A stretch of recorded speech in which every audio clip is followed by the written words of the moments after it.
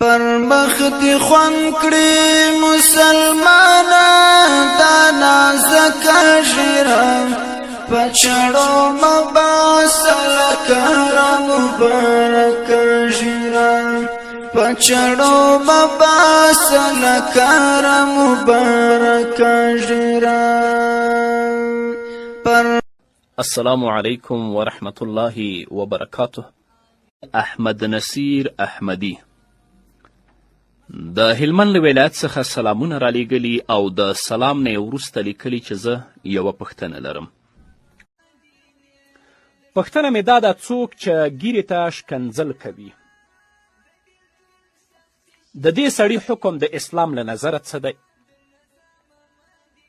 او بل دا چې همدا سړی چې ګیرې ته بد رد وایي د دې تر څنګ وایي هغه څوک مې خوښیږي نه چې هغه لا ګیره لري.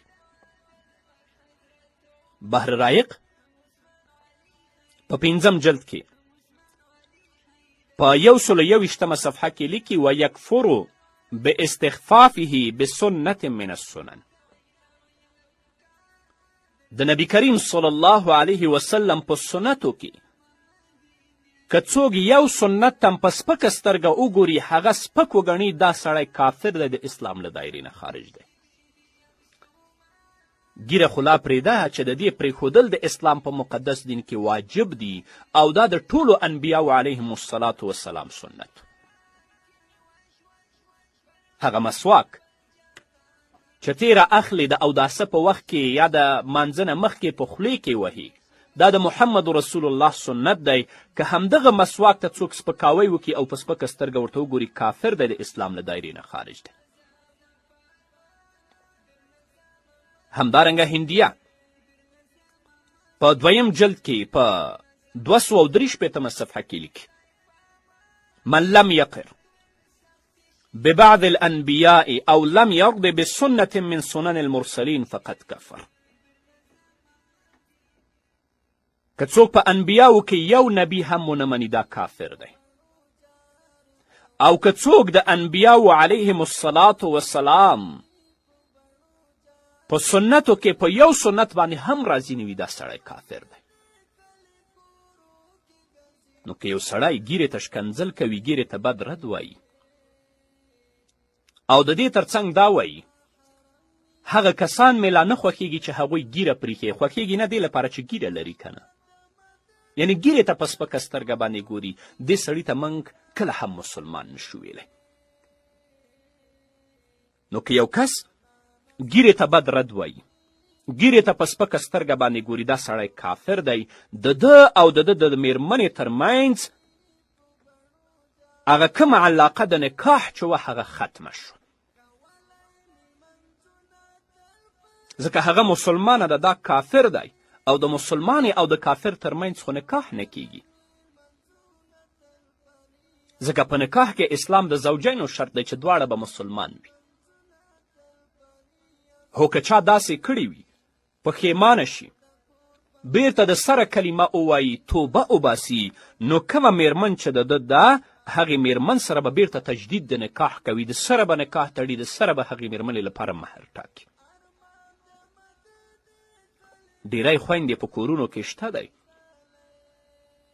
چې هغوی یا د خپل خاوند ګیرې ته شکنځل کوي یا د خپل خسر ګیرې ته شکنځل کوي یا د یو بل مسلمان ګیرې ته په سپک نظر ګوري هغو ته شکنځل کوي. په دغې خبرې باندې دا میرمنې کافرېږي، د دې او د خاوند تر منځ چې کومه علاقه د نکاح د هغه ختمیږي. ډیری ورونه دي او ډیری خویندې دي چې په دغو کفري الفاظو باندې هغوی د اسلام له دایرې نه وتلي دي، لا تر اوسه په دې باندې خبر نه دي چې موږ د اسلام له دایرې نه وتلي یاستو. د محمد رسول الله سنتو ته په درنه سترګه باندې وګورئ. که ته ګیره نه پرېږدې ګنهګار یې، خو ګیرې ته په سپکه سترګه مه ګوره، ګیرې ته شکنځل مه کوه، د الله رب العزت نه توفیق غواړه چې د محمد رسول الله صلی الله علیه وسلم د سنتو پابند تا وګرځوي. حتی فقهاو دا لیکلي دي که یو سړی ګیره ورښیي او لاړ شي شیشې ته ودرېږي چې په شیشه کې کله ګیر خریلی ځان وویني او دا وایي چې زه څومره ښایسته ښکارم، په دغې خبرې باندې دا سړی کافر کیږي. یعنې د ده هدف دا دی چې زه په ګیره باندې ښه نه ښکارم، دا د محمد رسول الله سنت چې ما لرې کړی دی په دې باندې زه اوس ښایسته ښکارم، هدف یې د ګیرې سپکاوی وي، په د همدغې خبره باندې دا سړی کافر کیږي.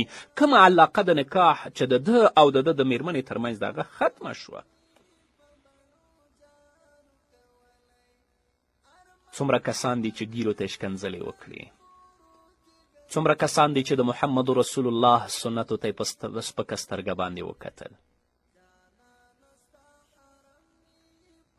چې علاقه د نکاح ختم شوه، هغه اولاد چې رویږي، هغه اولاد ته موږ حلالیم نشو ویلی، هغه ولد زنا دي.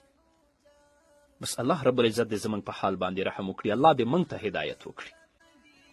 پر مخ دې خوند کړي مسلمانان دا نازکه ژیره، په چړو مباسه لکه مبارکه ژیره، په چړو مباسه لکه مبارکه ژیره.